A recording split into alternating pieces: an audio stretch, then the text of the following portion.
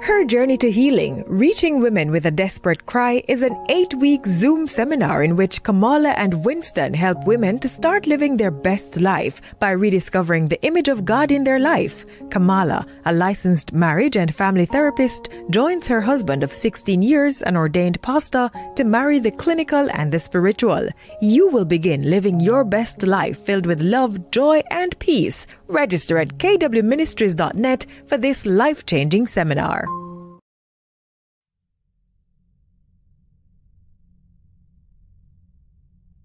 So anxious resistant. Now remember there were 4 categories, right? Mm-hmm. So anxious resistant kids were on the opposite end of the spectrum.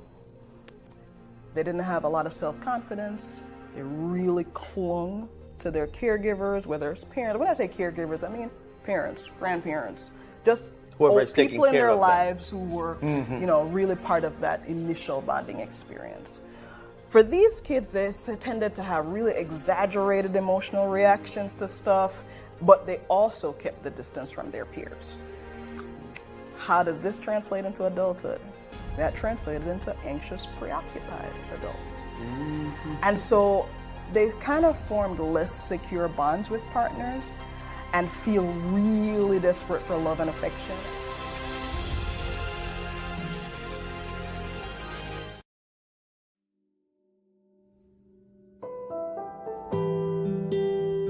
God is patient. God is kind. God is long-suffering. God never fails.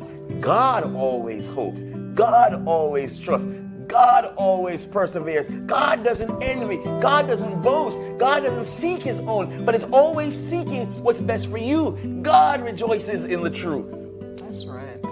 God doesn't define love. God demonstrates love.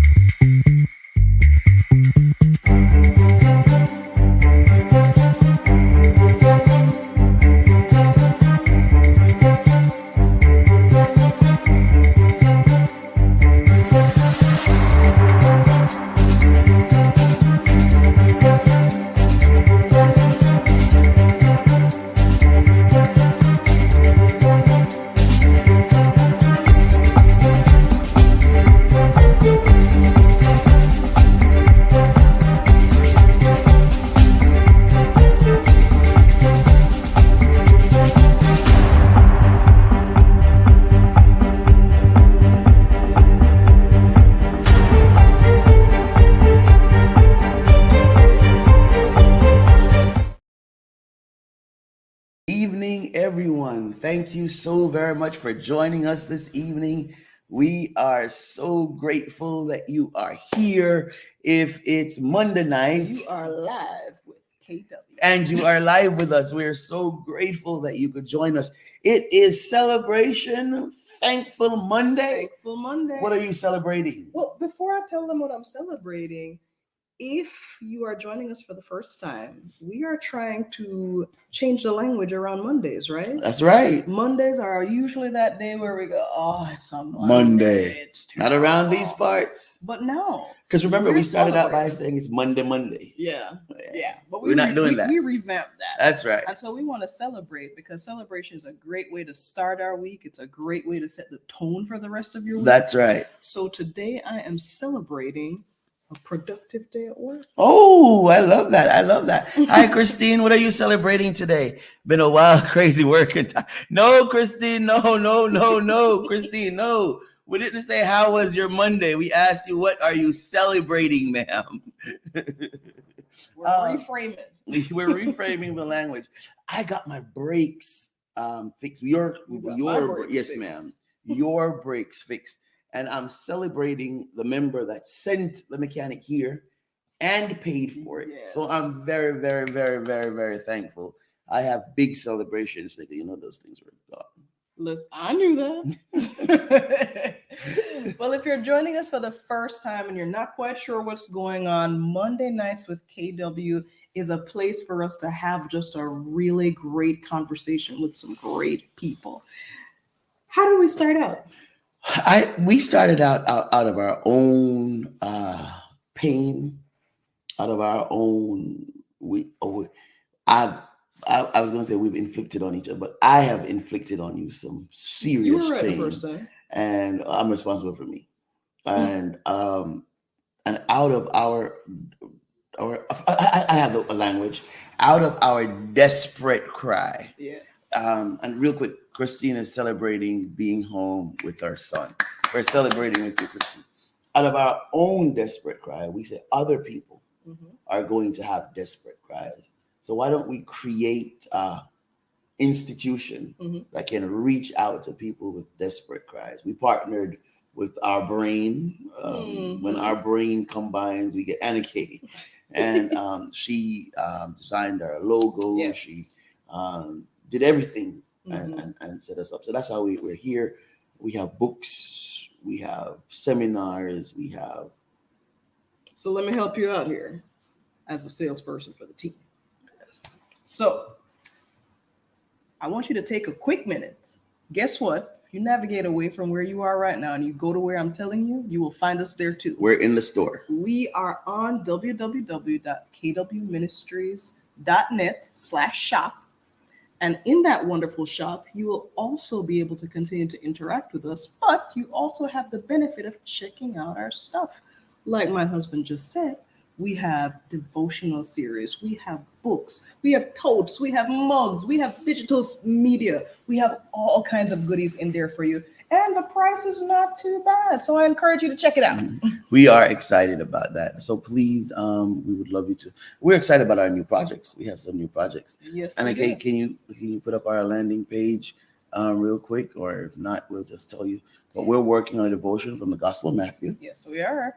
And we're also working on a journey to healing, a therapeutic approach, as And well as. And we're journey to healing, a pastoral approach. Now it's going to say spiritual, but we've changed it to a pastoral approach. So we're excited about those three projects. Are. And you know, the beautiful thing about it is if you're familiar at all with our page, you'll notice that there's a Journey to Healing seminar, online seminar that is available to you. And so this information that you're now seeing is a continuation of that discussion. It's a part of that. Yeah. All right. So we're grateful that you could join us. Thank you. There it goes. There it goes. See? Thank you so Affordable very much prices. for being here on tonight.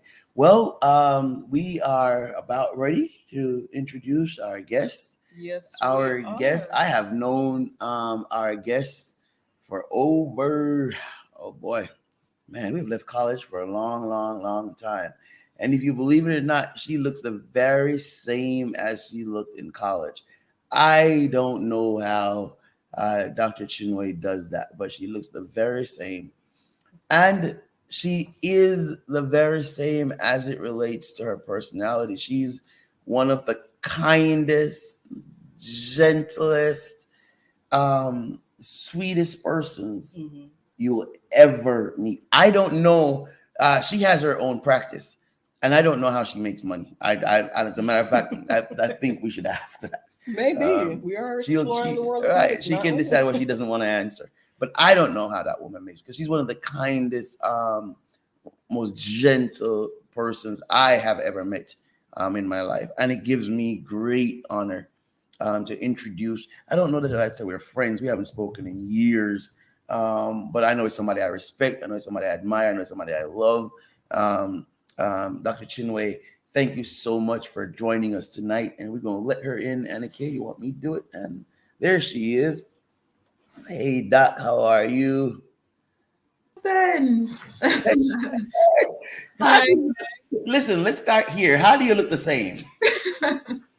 I don't know if I do. You don't see these little grays right here, right on the side? Where? Stop lying. Listen, you see gray hair, mommy? I can't see. I don't know what you're talking about. How are you, Doc? I'm all right. I'm grateful and I'm blessed and really happy to see you all sort of like do your thing as a unit. Honestly, it's a couple goals, really. Congrats. Let me ask you this question. How was your Monday? No. Wrong question. What are you celebrating today? There you go. Yeah, man. I will say I am celebrating the opportunity to be able to take my kids swimming. Ooh, yes. Yes. Because if you were to have asked me whether I could do that maybe 2-3 years ago, it would have been a strong no because of just what my work and my career and like where it had taken me. It had really taken me away from being present with my children. And so in my new season of medicine, I am really being I'm really intentional. Grateful. Yes, I'm being intentional. I'm like, no, I'm going to put my time into the things that matter most to me. And today was one of those days. It was only 30 minutes, but I was like, hey, I got to do it before I got to 7 my time, 8 your time. But I was able to fit it in time for them to have their joy. Yes. Watch them. And then for me to still be here with you all. So I thank God for that. Awesome. And we're grateful for you being here. Yeah. So, I mean, thanks for the honor. So we've got an audience out there captive waiting. We have people that are going to be watching for months from now. And so we want to dive right in, exploring the world of medicine. But like with most people that we talk to, we never just start with, here's where we are now. We always want to go a little bit back to understand who Dr. Chinwe Efuribe is. I got it. What was your starting point? So talk to us a little bit about just your starting point. Sure thing. Where to begin? I may not sound like it, but I am Nigerian. I was born in Nigeria in Ibadan, but my dad was a pharmacist, and my mom back then was a teacher, but now she is a nurse and she moved to the U.S. So I grew up in Nigeria, first of 4 children, and we moved to America. My mom and I alone moved when I was about 8.5 years old. And my dad and my siblings stayed back for about 4 years while my mom sort of prepared for the rest of the family to move over. Unfortunately, the year the whole family was supposed to move, my siblings came and my dad was due to come, but he passed away when I was 12. So from that age, my mom has been doing a wonderful job raising 4 children, Black children in America, and just trying to navigate that system. But God has been really faithful in guiding her through it. And for me, I think when my father passed away, it kind of triggered something in me to say I wanted to be one less burden for my mom as the firstborn. So I was like, I started working at 15. Like Six Flags. So that kind of has led me to the kind of person that I am now and how I sort of, live my life with my work. But my family, we're still close. They live in Houston, Texas. I live in Austin. And but that's my start. My start is Nigeria, and I speak Igbo, and but I've learned Spanish and French along the way. Creole, went to Haiti for naps when I was at Oakwood, to all that stuff. But yeah, but So let's go back to Dad and talk to us. You said at 12 years old, she said that she decided she did not want to be a burden. Yes, I heard that. So I want us to deal with both things. I don't know in what order, but I want us to talk to us about, or talk us through 12-year-old Chinwe losing Dad, and somehow transition that to how did that become I may be a burden. So at 12 years old, how did you even recognize that language of burden? And talk to us about that. I mean, this is a very fascinating question, because someone had mentioned me talking about my dad, and I don't usually talk about him lately, but this weekend I happened to. So the fact that you're asking me this question, I feel like I probably need to process this a little bit more. But it was, I don't know. I mean, I'll tell you how. So I think it factored into how I found out that he passed away, and sort of what that meant in what we're doing in America. Because the initial intent for my dad, he'd always had a vision for us to be in America, even in Nigeria. Like when I was growing up, he didn't really teach us Igbo in the house. He said, you guys are going to speak English, proper English. I'm going to put y'all in Catholic school. So that's why I don't really have that much of an accent, because I was speaking, somewhat of a British English when I was in Nigeria. I hear that British. I do. So he had a vision for the family long before we were even here. So and he would always, like, he would make me read newspapers when I was 6 years old.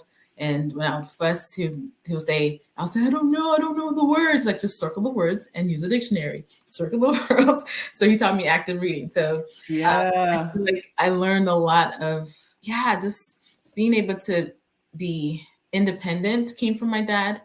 I remember a friend of mine allowed me to, like, I don't think she let me borrow it. She gave it to me. It was some old checkbook that her parents were using, but she's like, oh, you guys, you want it? You can have it. And so my dad found it in my possession, and he was a little bit disturbed. He was like, whose is this? And I don't need you borrowing things. You need to be able to be self-sufficient and, have your own checkbook.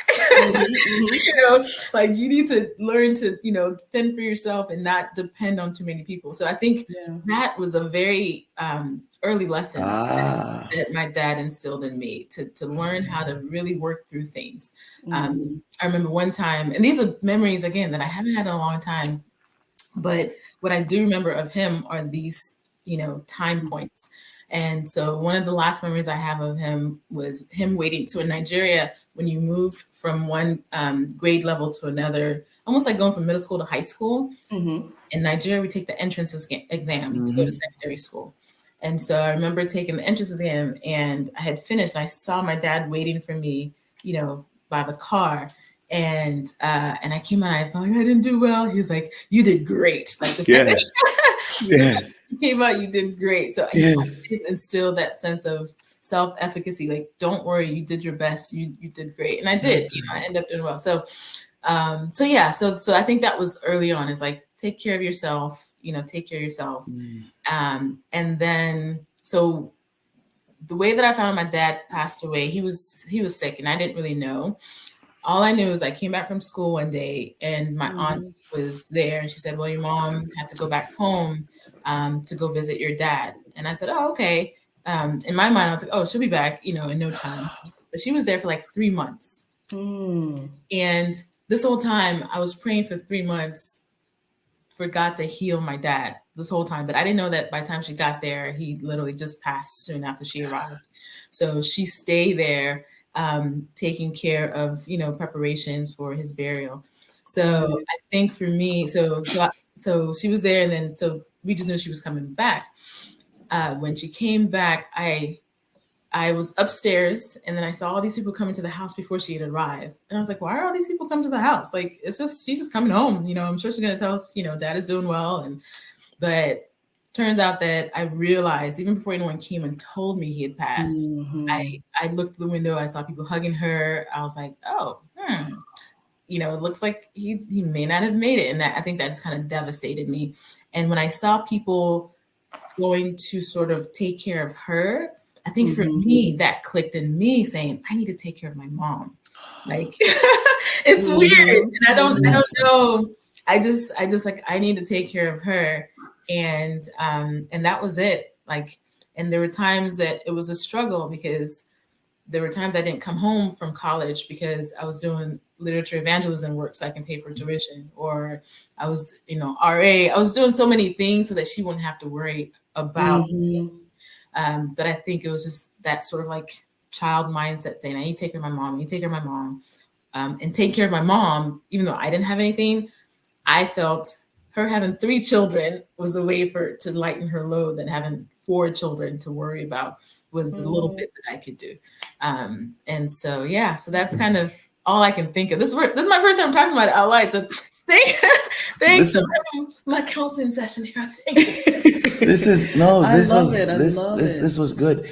How did Dad not getting well impact your decision to become a healer? Yeah. Oh my goodness. I think in so many ways. Yeah, that's a very good one. I mean, I almost want to say it may not have She has me crying. I can wipe my eyes now because I said it. I'm crying. Let me wipe my eyes. You're funny. Yeah, I think that's the thing. The conversations I would have with him were always about, what do you want to be when you grow up? Like anytime he talked to me, he was always very forward thinking. That I can say about my father. It was not enough to just do what you're doing right now. He was like, all right, what's next? All right, what's next? I like him. And so I know for a while, and y'all can laugh at this, but I used to tell him I want to be an actress. And he would be like, and he wouldn't get mad. Like Nigerians, like, actress? What is actress? Actress. You could be any immigrant, you know what I'm saying? Yeah, that's right. That's right.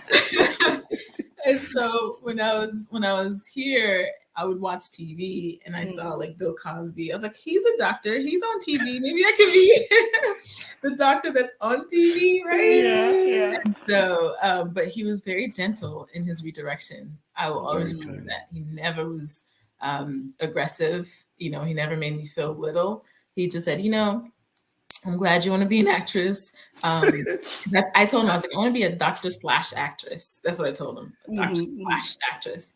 And he said, okay, well, try to think of the doctor part a little bit more and make sure you focus on your study. So he was, that's all I remember, that he was just gentle about it. But I think me watching my dad and how he worked with children influenced me to consider pediatrics as a health career. That's for sure. We were this again, all in Nigeria before I was 7 or 8.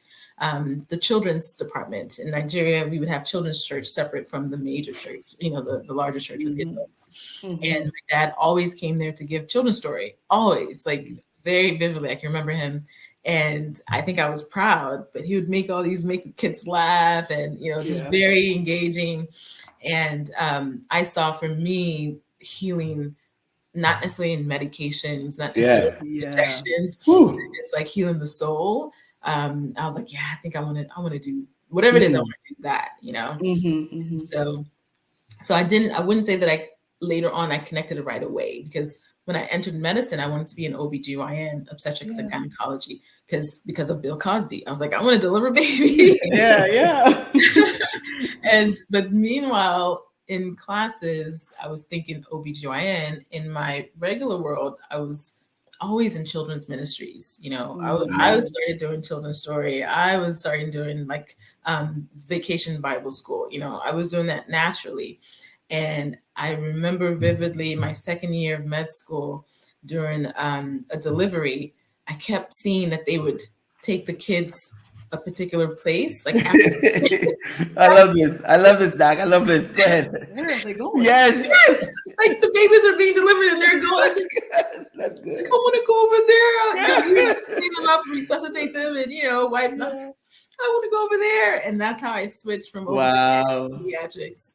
And then it just became more natural because even when I was in med school, I was doing youth ministries. I was children's youth director, not choir director for 7 to 9 year olds, and I would do AY stuff.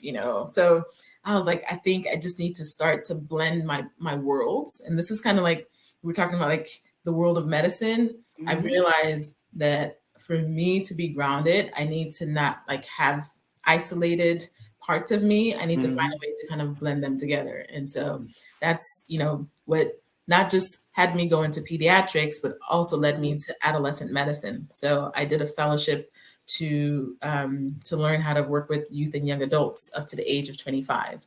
And so I'm just trying to, bridge my world so that I'm not having to work in sort of antagonistic fashions. I like that. Thanks for your question. Yes, I have an. So you now decide that you're going on this journey. Speak to a child who is not yet. As a matter of fact, I just talked to 2 today. Oh my gosh, I wish I thought about children. I just talked to 2 today. One is getting ready to go to her freshman year of college, and one is getting ready to go to her sophomore year. And my daughter wants to become a gastroenterologist. I love it. So, right. So talk to them about your journey, high school, your journey, college, the importance of when, how, where. Could you have a conversation with them? Sure thing. I love this. Mentoring is like, I think one of my superpower because there's one thing about me, like, I feel like if I pass one space, I want the space to have like a bridge. Hey, Doc, I'm so sorry. 1 second. I'm so sorry. Raquel Harris just said good evening. She said it a little while now. Said good evening. I'm Marilyn Remo's daughter-in-law. Thank you, Raquel. That means that there are 6 people watching right now with this one message, because, and let me so I can say this, Sister Remo is one of my members, and she's actually in the hospital with her husband, who the doctors have given 36 to 48 hours to live. And so she is there with them, and her family is there, and we stopped by. And she said we will all be watching tonight. So, all right, Doc. I'm sorry. Hello, Lucinda Sykes. How are you? Thanks for coming in. All right, Doc. So you're talking to, you're mentoring some young kids now that want to be where you are. Yeah, sure thing. Yeah. So what I tend to say, because someone once told me, what you hope to be, you are becoming. And it's important to sort of listen to people around you who are seeing your evolution and your growth, because that's going to come in handy.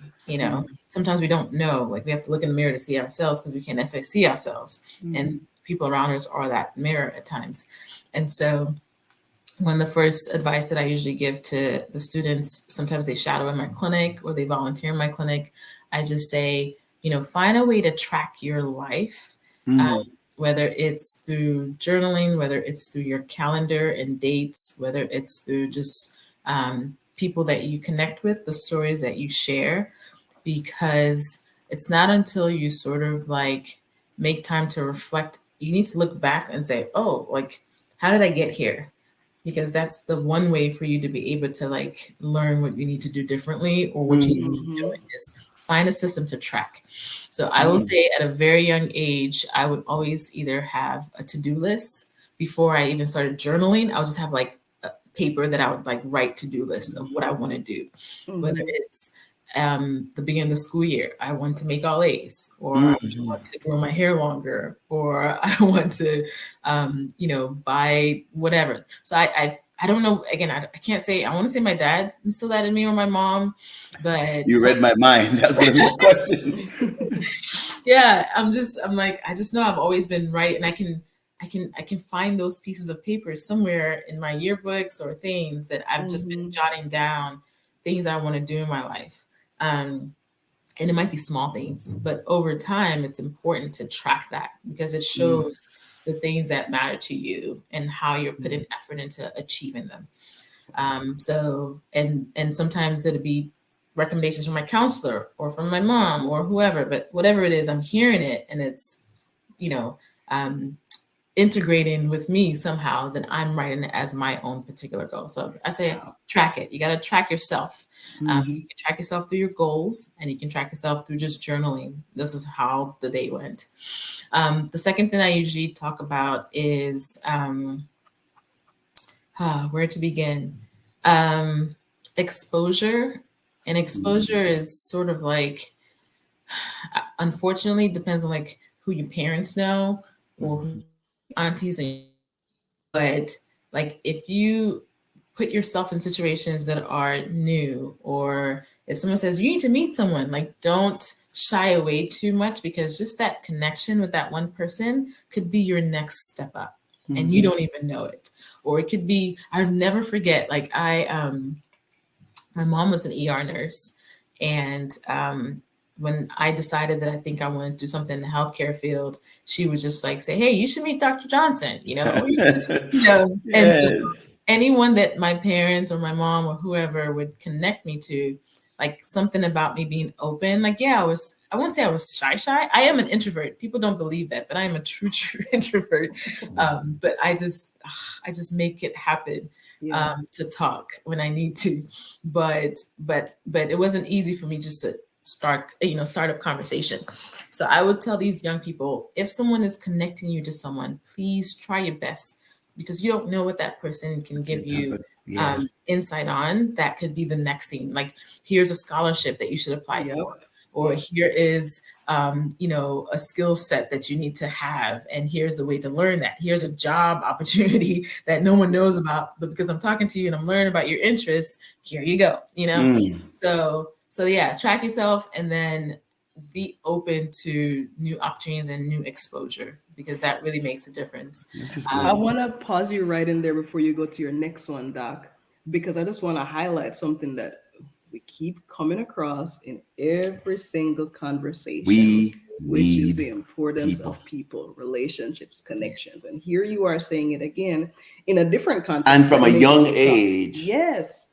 But who am I connected with? Yeah. And just recognizing the value of people. Yeah. So I really appreciate it. I wanted to highlight that. Go ahead. Yeah. No, it's good. Community is big. Community is big in so many different ways, because so that's that. And then the last two ones could either be about how you deal with failure, how you deal with setbacks. Because, a lot of us don't do things because of fear of failing, or or when we fail. I'm telling Ariana to come on right now. Or we stay, or if we fall, we stay good evening. Or if we fall, we stay really low for a long time. And, we just, we get such a despair that we are not like, what the Bible says, getting back up, 70 times 7 and all that, just being persevering and enduring. So I have them sort of like get used to that, feeling uncomfortable. Yes. You've got to learn how to get used to that, because it's not going to stop. Like, you're not going to, like, even if you fail it, that's not going to be the only time you're going to fail in the future. So start learning more about what your options are when you fail, right? So, Chinwe, let me ask you this question, and I'm sorry. I want to talk about your children for a second. How have you balanced that? So, for example, with our children, we have not successfully allowed them to fail, which I know is not good, because when they do fail, it's going to be devastating. So, and I think my daughter's biggest failure is she has Crohn's. So, so that would have taught her some stuff. But how do you intentionally balance that using opportunities of failure for Failure. growth. Yeah. Talk to us about that, because I without love encouraging. without encouraging failure. Right. How do you then use when failure happens as opportunities for growth? How? Yeah. I mean, it's a very balanced approach. Well, it requires a balanced approach Right. to allow for we call it a progressive autonomy, because there is that sense of, oh, you're a young person, you don't really know, so I'm going to kind of give you the sight of like what you need to do, and here you should do this because I've been there and I know if you do this, that, you know, like that kind of like planning their whole activities or daily activities of living. Give us, Lord. Yeah. I mean, it's amazing when you have, you know, two sort of like gung-ho and proactive parents. That's awesome. But it's like, are you giving them opportunities to make decisions that you might not necessarily agree with, but allows them to sort of like test the waters within your scaffold of safety, right? We don't want them making decisions on things that will be life or death, but it's like, okay, if it's not going to kill them, you know, to what extent do we recognize that it may not necessarily be the best decision at this point, but the fact that they're the ones making that decision, we are there to kind of like catch them gently. Not to say I told you so, but to catch them gently and say, so what did you learn from that? Right? Or what do we need to think a little bit more the next time you are at this crossroad to make a decision like that? But I am curious though, I know I just answered that, but in my head, my first question was like, what do you mean when you say that you haven't allowed your children to fail? Like, and I don't even necessarily consider like having a chronic condition as a failure, because it's an autoimmune condition. Like, as if it's like tobacco, lung disease. Okay, yeah, I see that. But yeah, give me a sense of what do you talk? I know I don't want to. Right. When I say Scaffolding is real close. when I say, for example, Crohn's is a failure, it's not from the perspective that she did something wrong, but is from the perspective that she sees herself as not whole. Gotcha. You see what I'm saying? And for her, everything has to be whole. So, for example, she plays the piano, but oh boy, she's here. See, she's there. That's what she said. She said, "I failed at health." Oh, right. You joining. So you get it? Okay. So she plays the piano, but she doesn't play creatively. You put a paper in front of her and it's going to be a masterpiece. You tell her to go play by ear and it's going to be trying to remember what's on the paper, trying to see exactly how that would be written out, because it has to be perfect. So she's missing opportunities because of fear of failure, which is our fault, because you weren't going to fall. You weren't going to scratch your knees. No, seriously, you weren't going to scratch your knees. You weren't going to fall off the bed. Somebody's going to be there. And then it's three of us. It's not just us two. She has an aunt in the house. Aww. And so somebody's always there diving. Yeah. So that's what I mean by that. And we're seeing the mistake that we made now. I see.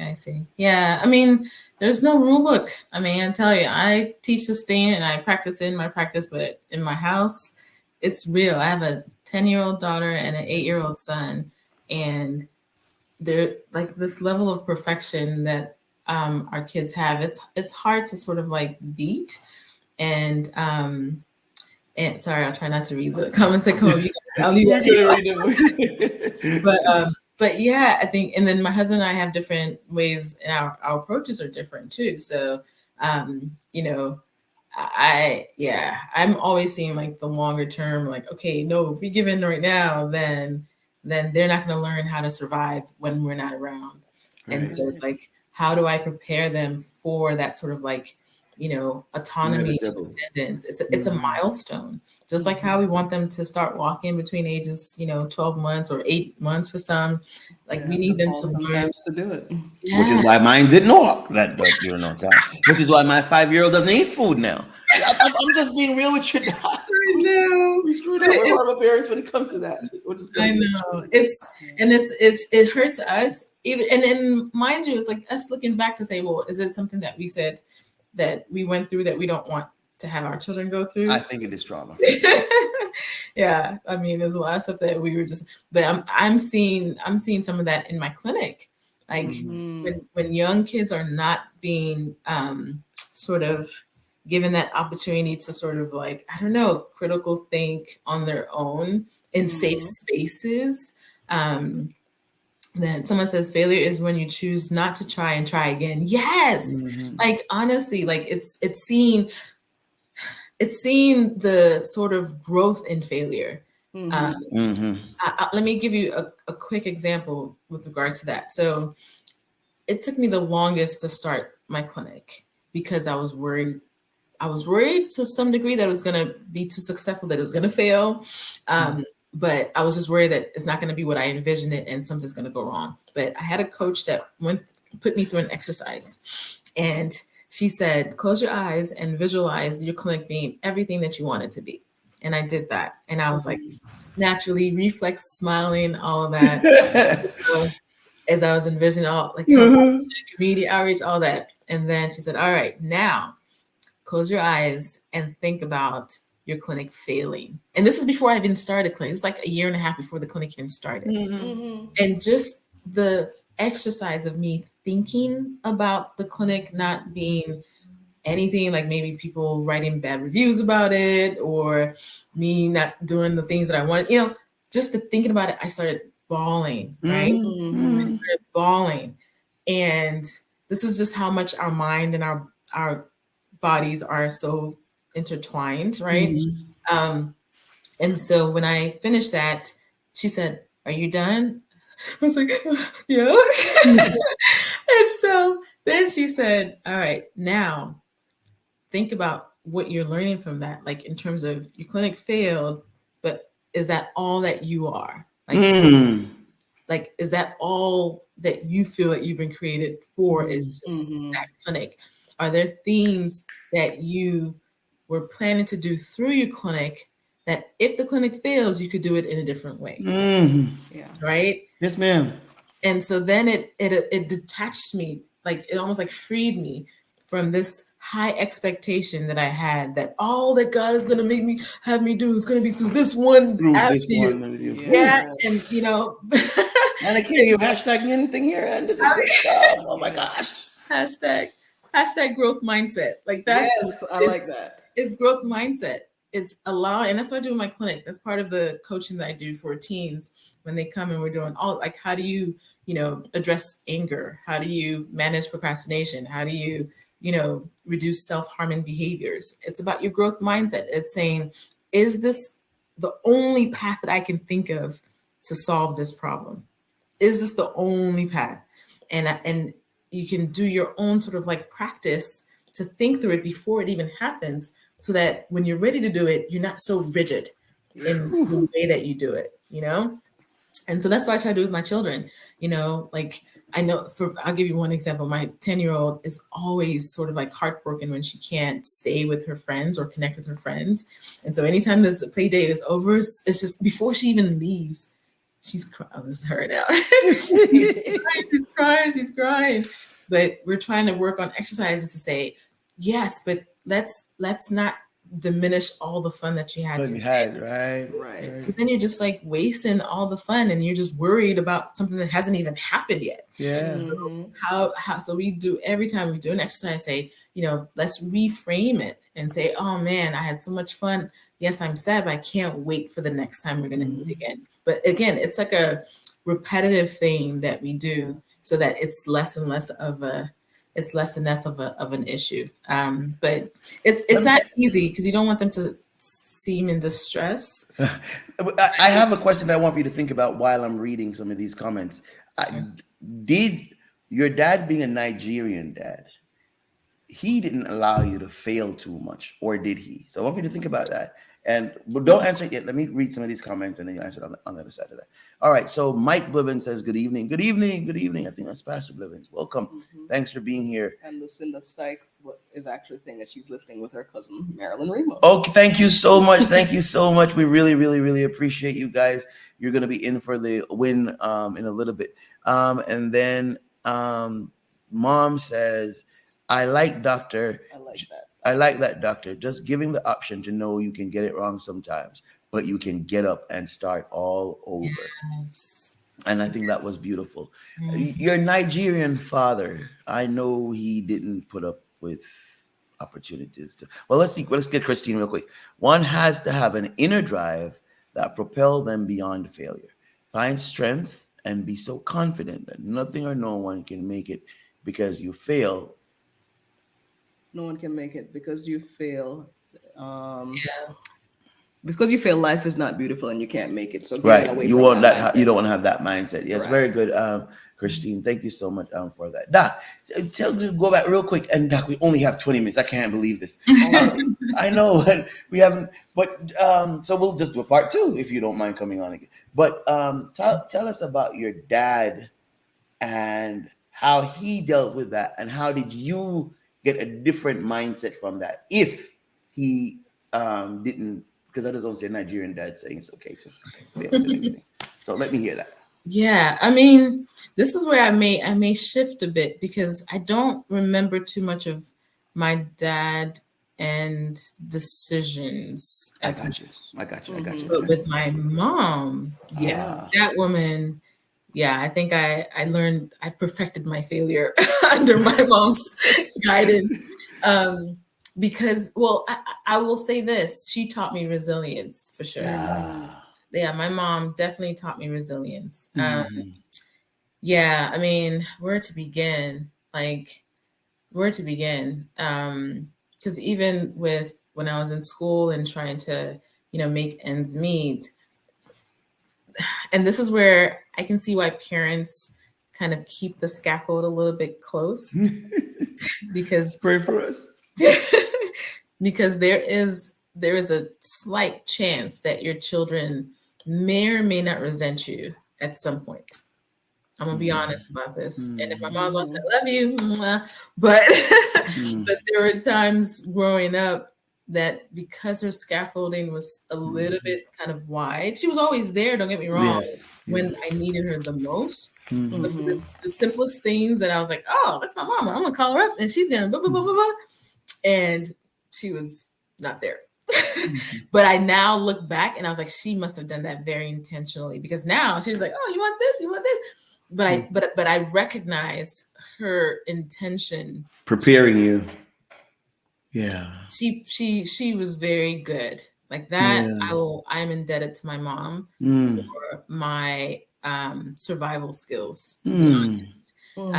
So that's why I'll say, yes, it's a fine line to balance that level of, because I'll give you a prime example, and if she's watching this, sorry mom, but when I was at Oakwood, I remember, so I had gotten a scholarship, and I was about to be an RA in my sophomore year, and I needed some books, and so I think they were about $300 or something or whatever. So I had called her to get money for books for school.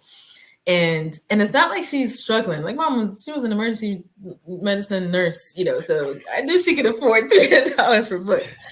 But she literally said, I can't do that right now. She's like, I can't do that right now. Yeah, I got this. And mind you, she may, because she had other 3 kids too. But this is my sort of like your perception. Yeah, this is my perception. I was like, she should be able to, but maybe she couldn't. But there were so many different instances where, like, my brother graduated and he went off, and when I reached out for her, she also, would say, oh, I don't have that, or my sister. So I was like, wait a minute, you have less people in the house and you still don't have? That's when I was like, wait a minute. There's a pattern, there's a thread here that I see. But now that I realize, because now, she's just like, I just love her. She's saved me in so many ways.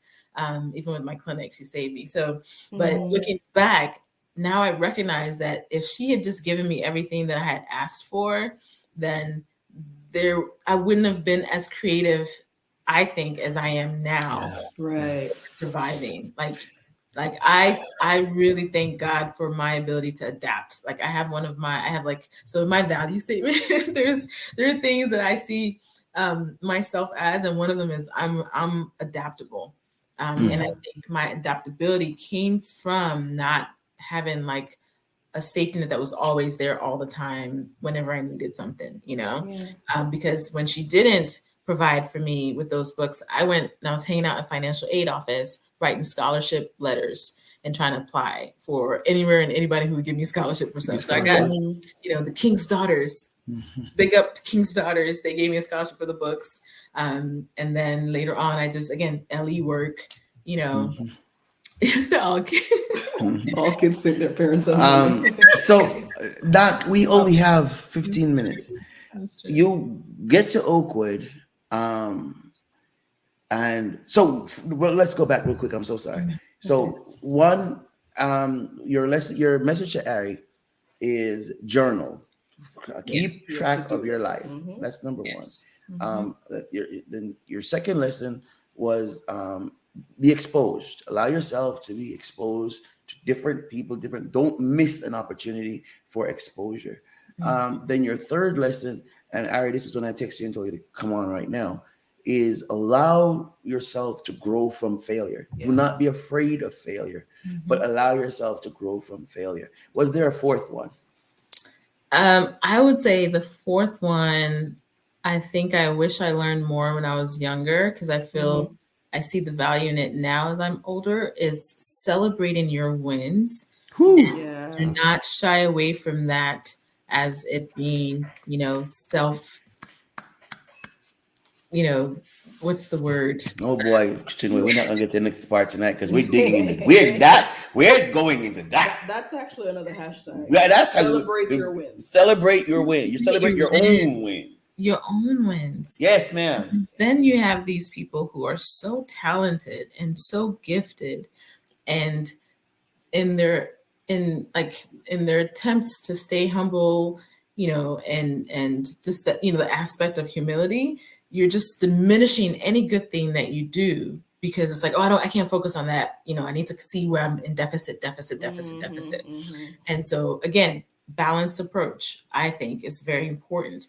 And so in my later life, I'm really trying my best to really think about, man, I'm really good at this. Or, oh man, someone told me that I did this and that impacted their life, and valuing it, right? Because when you don't value it, you're going to continue to miss out on ways that God is asking you to be a vessel on his behalf to really touch someone else's soul. And that, again, might deprive you from opportunities that you won't take because I'm not cut up. Like, again, imposter syndrome, it's real. Like, it's a very real thing. And the greatest contributor to that is the church. We no, it's true. We teach you that you're nothing. Oh, wretched man that I am. I am nothing. I'm lower than the dirt. And I want, for anybody on here where just as a minister of the gospel, I want to apologize to you because it's not true. You were created in the image of God. You are great.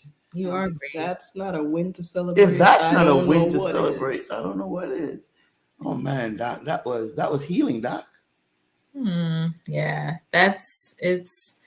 I'm telling you, it's the reframing of a lot of things that we've been taught growing up. Not losing its substance, not losing it, but really trying to see it in a way that allows us to really step up to God's potential for our lives. I think it's key, and it's a missing component that I feel like a lot of us have missed out on. All they had to say was, do not say you're better than somebody else. That's all they had to say. Yeah. That was it. Don't say you're better than somebody else. That's it. Yeah. Share light. Share light. Share light. And make the light open up for someone else. Because that's another mindset too. Because like if you're thinking, I shouldn't do it, so you see somebody else doing it, then you're like, so you're not going to support them. You're not going to really, and then we don't support ourselves as a community because it's just all this competition. But it's like, exactly. Like if we're really seeing how this movement won't move any further without us really coming together in each of our strengths. We all have our own strengths, but it's a matter of really, asking God to guide you in it. Yes, stay humble in it, but humble with like God's strength and Humble meaning I'm not better than someone else. Yeah.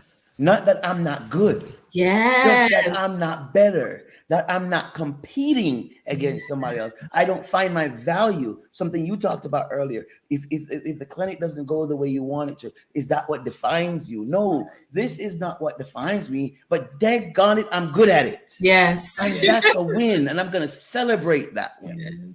Yes. Lasagna Phillips, Elder Lasagna Phillips has commented, and she says, young people must both value their victories and pay it forward by helping other young people obtain their goals. Yes. Failure builds character and prepares young people for life in general. There you go, condemning me again. I need help.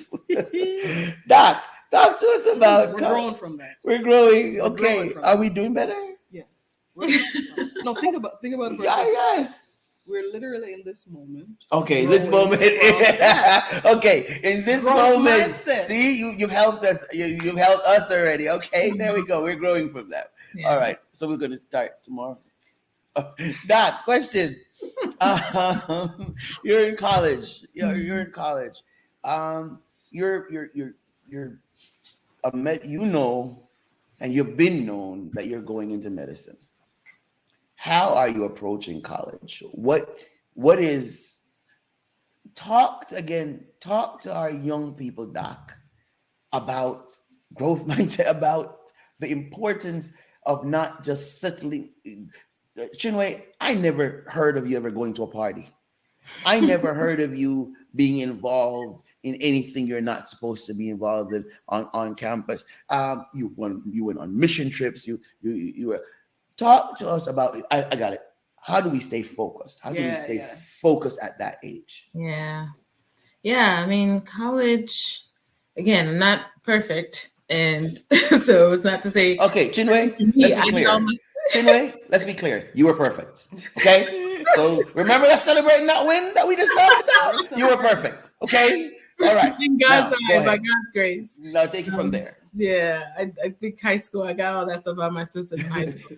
But yeah, no, in college, I think the one thing that kind of kept me out of trouble was back to community, like who my peer associations were. Made a huge difference. So, and I can name a handful of them even now that we're still close. Like I see, I was like, oh my goodness! Like even my college roommate, I still talk to her every Sunday. So Stacy. And so yeah, so the people that I hung out with, I think could either make or break my direction. And I tried my best to just be wary of associates that didn't fit my soul. So ooh. Hold on. Hashtag beware of association that doesn't fit your soul. Hold on. What's that? What? Beware of association that doesn't fit, and I want to say doesn't. I'm in the South. I'm in Louisiana. That doesn't fit your soul. I'm trying to put this short down too. Peer groups, positive peer groups. Let me say that. Yeah, hashtag positive peer groups. That's important.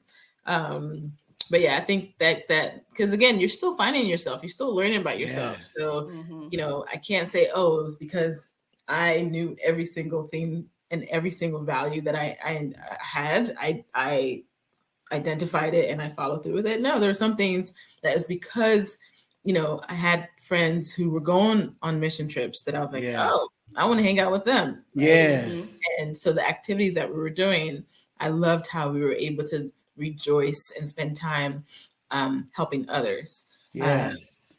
So that's one, I think associations. And then learning to find, for me, my learning style. I talk to college students and even anyone, but learn how you learn. Yeah.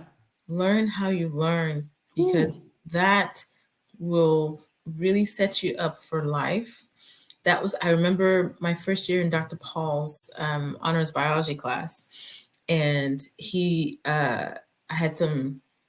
take notes, like he's really strict in like how he delivers information. And I remember there was another student that was sharing their notes with me, and I saw that they created outlines, like the simplest thing as creating an outline. I never knew what that was. I never knew about that. Even in high school, I just kind of like wrote. I had, maybe Post-its or postcards or note cards and things. But the idea of having outlines now, I think like that. I think in I think in tab 1 and smaller tab. So learn, and then I also learned that I'm a visual learner. That I couldn't be in a classroom and just hear lectures. Like it'd just be in here and it'd go out the other way, and I wouldn't have any idea what to do. Dr. Paul, yes. I wouldn't have any idea of, what to do with that information. But if I drew it, that's why I loved chemistry. I loved organic chemistry. I loved biochemistry because they were very visual classes. You saw the molecules, you saw, the metabolism. And I was like, oh, this is how I learned. So I think when you're in college, find out what your learning style is. And some people have more than one. So it's not just one way, but just know the ones that don't work for you so that when you're there, you're not just trying to just do what other people are doing. If it doesn't work for you, it doesn't work for you, and be okay with that. And I also don't do cramming overnight. Stacey will tell you about that. They try to study at like midnight, and I was just like, y'all, this is not healthy. I can't do this. So I wasn't one of those folks that was able to cram. But yeah, so peer groups and learning your learning style, I think is important. And then back to like being able to sort of plan ahead. So knowing time management is very important. And that's another lifelong skill that will really do you well, because now I'm learning time is money. And if you don't budget your time, you're going to lose a lot of money. So I think for me, that was helpful. That was helpful because it allowed me to sort of like learn how to use a planner. We didn't have phones back then. Now y'all have like all these like iPhones and tablets and all that. It was just paper and, calendar and your like binder, your notebook, trapezoid or trapper keepers. Yes, ma'am. Yes, ma'am. Yeah, the good old days. So Dr. Chinwe, those our time is up. Can we, let me ask you now, will you come back for part 2? Because you will. Okay, all right. So we'll, Annika will contact you right after we're finished. Unfortunately, it's not going to be till August. No, probably not going to be until September sometime, based on your availability. But we want to, and should somebody not show up and they tell us in time, we'll then contact you to see if you can fill in the. But we want to ask you. I want to stay some more in college, of course. I want to stay some more. Then want to talk about MCAT, how you prepare for that. I want to go to med school. And we want to talk about the different, and then we want to talk about, then we come into medicine and versus research. Because one of my big things that I want to talk with you about is why aren't we finding a cure for Crohn's instead of just medicating it? So, we're going to argue there. So I'm looking forward to our second go around. I want to say from the bottom of my heart, thank you. Absolutely. This has been such a great discussion. Something that I was thinking about that I also kind of wanted to hear about. We've talked about a lot of great things tonight. And I want to hear how those things have translated into day-to-day of practice. Because you mentioned, time management, what it was in college now is time is money. And so it's the same lesson, different stage. Right. Wow. And so there's so many things that are like that in what we learned in early life. How does that translate over in your experience? That's what I'm curious about. All right, let's see. Don't go anywhere, Doc. And once we're finished here, please still don't leave so we can just chat a little bit in the back. And okay, who won our gift tonight? And what's our gift? I think it's $25. To our store, I'm not sure. But who won our gift tonight? We are going to spin our wheel. And guys, those of you've been just chit-chatting, and that is how you get in the runnings for a win tonight. So let's see who we've got. Coming down to it. Elder Phillips, you are our winner. What you want to do is head right over to www.kwministries.net/claim your prize. Should be at the bottom of your screen shortly. And just fill out your information and we will send you instructions. Dr. Chinwe, have you written a children's book or anything? I have not. Okay. Yes, I know in my future is to write a book, but yeah, Okay. I have not. Okay. I was asking because we'd give it away as a gift. All Oh, right. So, Elder Phillips, you are our winner. Head over to www.kwministries. It's gone off the screen. /claim your prize. And fill out that, and then we're going to get you. Well, you just go in, claim your prize, and I'll just bring it to you. We won't have to spend on the stamp. There we go. I'll just bring it to you at church. Chinwe, thanks. I'm sorry. I'm so sorry, Dr. Chinwe. it's thanks. okay. We're friends. Thanks. We're good. Thanks. No, we're not friends. We haven't talked to you. You're someone that I admire, and I like it that way. I'm fine. I promise you. Just admiring, respecting, and loving, and watching that you're the very same kind person that you were. And that's for me. I congratulate your success. I'm happy for you. I'm cheering for you. But the greatest thing for me about you, Chinwe, is that you're the same sweet And you too, man. person. No, I'm not. No. Yeah, I'm still energetic, but that's you're so sweet. He was all and over you're so campus. awesome. And you've never changed. All that, Thank you. yeah. Thank No, you. thank you. I love y'all's ministry. I really do. I feel that it's really great to see couples work in alignment, and even just how y'all just like going back and forth and all the love and growth mindset and all like. Oh, we're gonna fight after we get off. But that's the beauty of it. It's like, hey, how can we sort of like work this life journey together. But also pulling from each of y'all's strengths too. So Yes. I love y'all's shining lights together. So praise God for your ministry and thank you for this honor. I appreciate it. Thank We'll you. see you Appreciate soon, you. Annika, We'll as see you soon as soon. we can. Kamala, if it's Monday night, You are live with KW. peace.